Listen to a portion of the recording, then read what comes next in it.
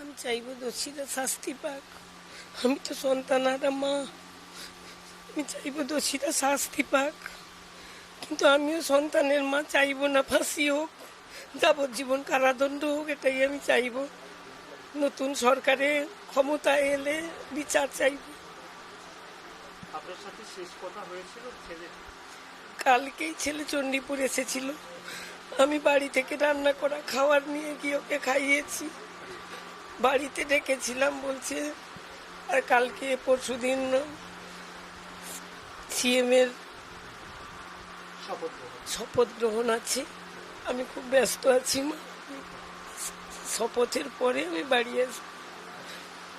চণ্ডীপুর কালকে এসেছিল, আমার হাতে রান্না খেয়ে কালকে গেছে। রাজনৈতিক কারণ ছিল বলে আপনি মনে করছেন? রাজনৈতিক কারণ তো অবশ্যই আছে, হ্যাঁ। রাজনৈতিক কারণ অবশ্যই আছে। আমার ছেলে ভারতীয় জনতা পার্টি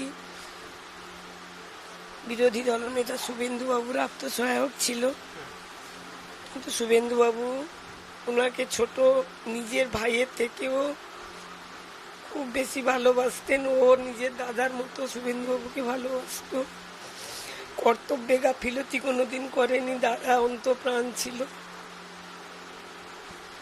শুভেন্দুবাবুকে ভবানীপুরে জিতাতে গিয়েই শাসক দল তৃণমূল কংগ্রেসের